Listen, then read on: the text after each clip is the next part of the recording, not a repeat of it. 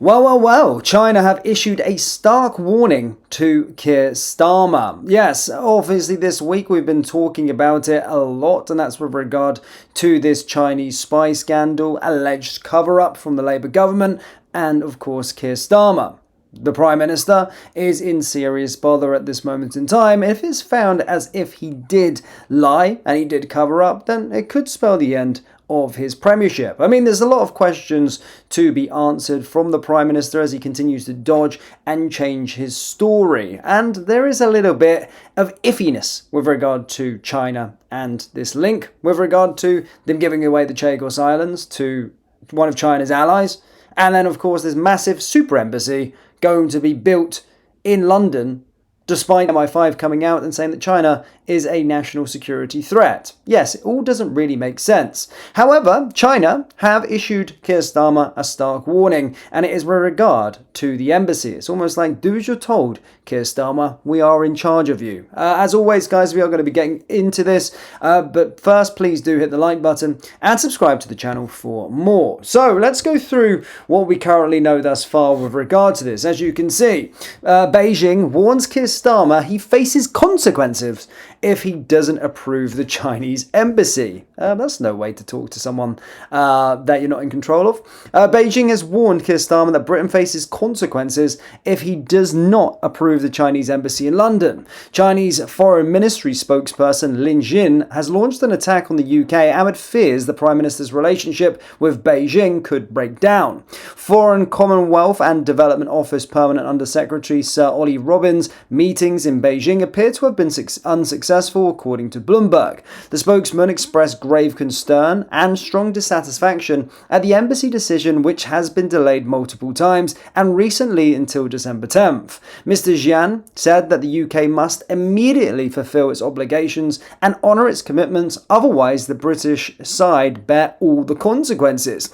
He added that the UK had shown disregard for contractual spirit, acting in bad faith and without integrity. Plans for the embassy were previously rejected in 2022 by Tower Hamlets Council, and Beijing resubmitted the application a fortnight after Keir Starmer's election victory last year.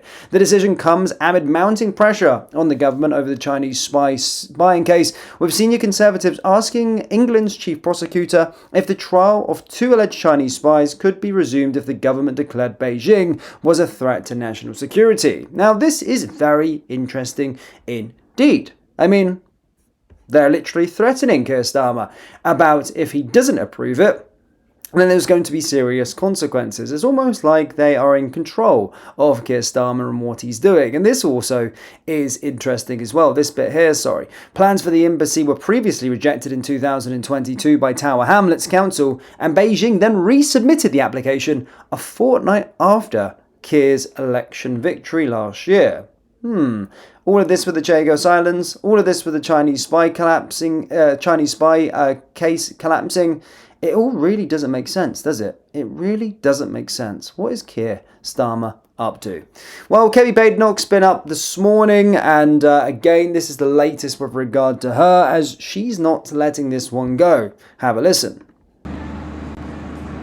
On to this so-called Chinese spy scandal. I know you and others in your party have been very critical of the government over how the case has collapsed.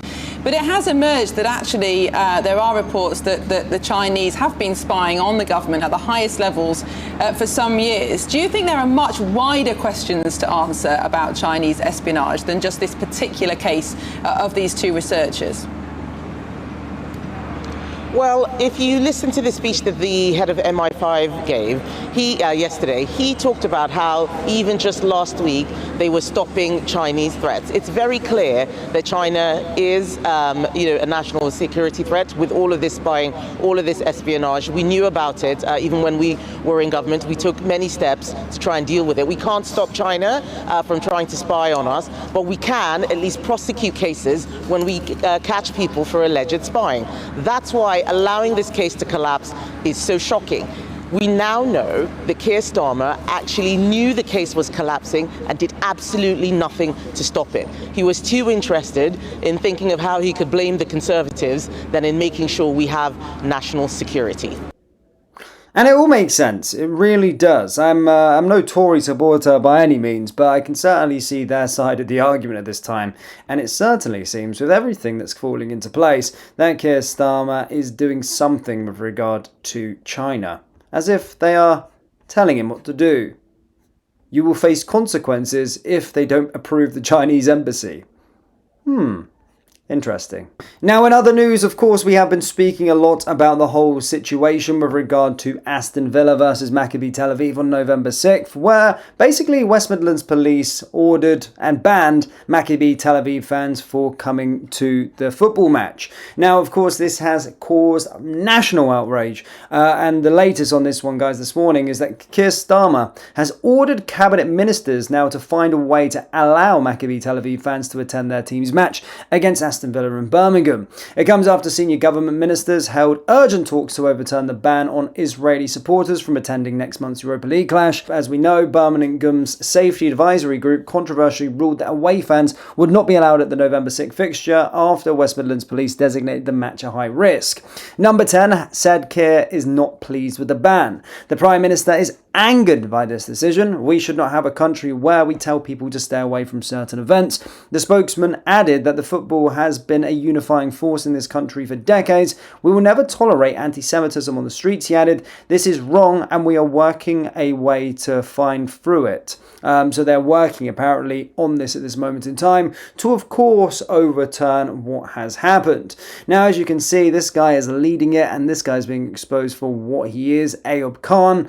Of course, he has been slammed for jumping to false narratives on the Maccabi Tel Aviv fan base. Ayub Khan has called criticism from politicians over the ban for Maccabi Tel Aviv fans a disgrace. The independent MP said the decision was not taken lightly and that the advisory group had deemed this match a high risk and they've made their position clear. He added that he supported the West Midland Police and I support that independent, impartial board of experts. The Prime Minister and other parliamentaries don't and shouldn't actually get involved in operational matters to start off with, he said. Mr. Khan accused Sir Keir of jumping to false narratives after Maccabi Tel Aviv fans were involved in clashes and disorder in Amsterdam. Now, this is fake news from him, by the way. This is Ayub Khan jumping to conclusions and not actually investigating this. As I said in the earlier video, the whole thing in Amsterdam was actually a thing that was being called dubbed as Jew hunting, where essentially foreign-looking men were going around Amsterdam and actually beating Jews up. Who are those Israel football fans? He's got the false narrative, actually. He's stating that they went around and caused trouble. No, it's not true. It was in fact the other people. They were going around and hitting him. And it wasn't even Ajax supporters. It was just random foreign blokes that were living in Amsterdam that were going around doing the Jew hunting and beating people up. So yeah.